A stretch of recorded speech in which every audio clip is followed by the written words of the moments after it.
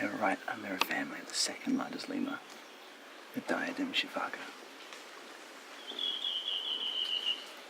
These guys are absolutely gorgeous animals, and we've just been lucky enough to see them come right down to the ground to eat some of the soil. I never thought I would see that behaviour, and I am absolutely stoked.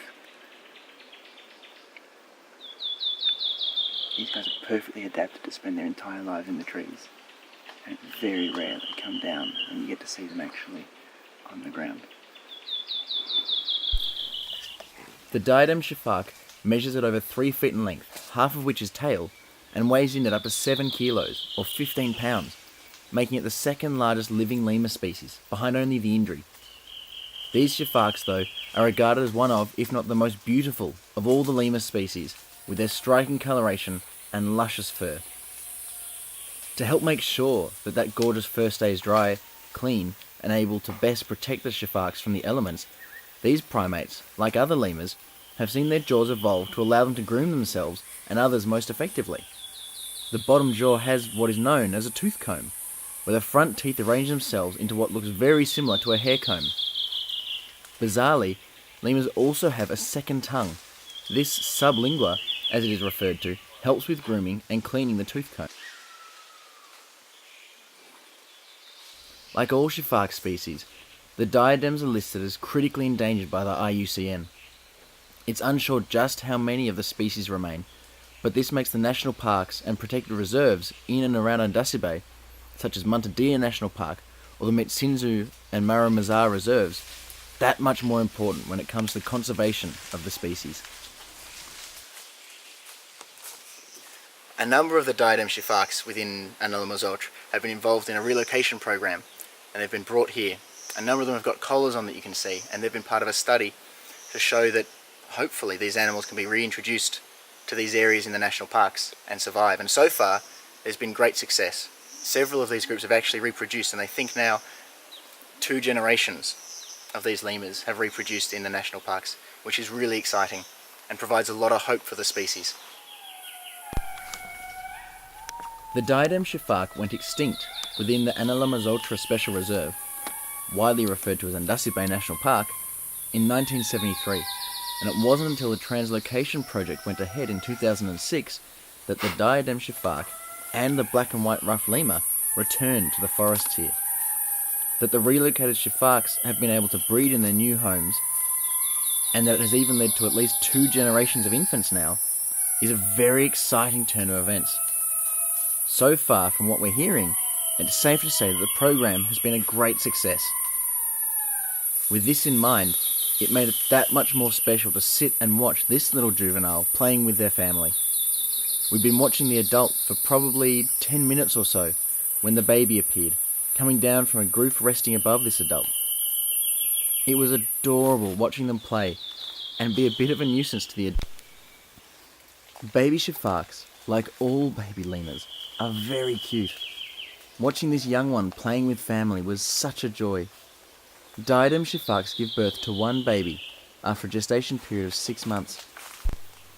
I visited the park at the end of November, so this little guy was probably about 3 or 4 months old at this point, and was becoming more and more adventurous. For about the first 6 weeks of life or so, the babies cling to their mothers' bellies. As they grow older, and their limbs develop a bit more, they begin to spend more time riding on their mum's back as she moves through the trees. Given that the Diadem Sifakas have been recorded at travelling at up to 30 kilometers per hour through the trees, and leaping up to 10 meters or 30 feet, the baby's legs need to be pretty strong to cling on. It's important at this sort of age, in particular, that the baby doesn't move too far away from mum or other members of the family group. While not necessarily a danger at this particular moment, straying too far from mum could leave them vulnerable to a fusa. Hopefully, this little guy continues his adventures and grows up big and strong.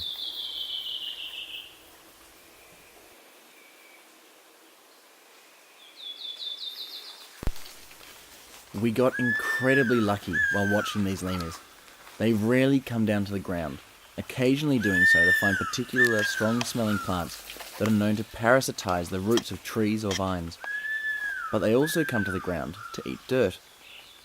Just like their slightly bigger cousins the Indri, the Diadem Sifaks can't get all of the nutrients and minerals that they need from their diet, which is made up of leaves, fruit, seeds, buds, and flowers. A nice high bank of soil is the ideal place for a Sifak to quickly eat some of the mineral-rich soil and be aware of any and all potential predators. Eating the dirt also has another benefit though. The comparatively rough soil can help to break down the plant matter that the Sifaks spend the rest of the day eating.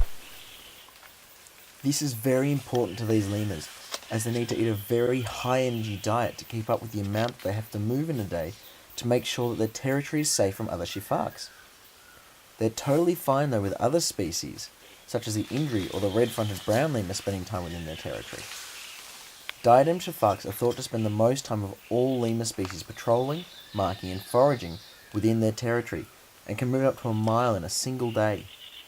This particular individual has such an important role to play in the ongoing survival of the species. These critically endangered lemurs, like so many species in Madagascar, are in a precarious position. Deforestation is playing a massive part in seeing this beautiful lemur disappear. I think we can all agree that seeing this species go extinct will be such a loss. The fragmentation of their habitat is really impacting the Diadem Sifaks, but through the efforts of organisations like Mitsinzu, we're seeing a lot of hope. They've now reforested what I believe is over 1,000 hectares of forest to try and reconnect Mantadia National Park and Lemurs Ultra Reserve.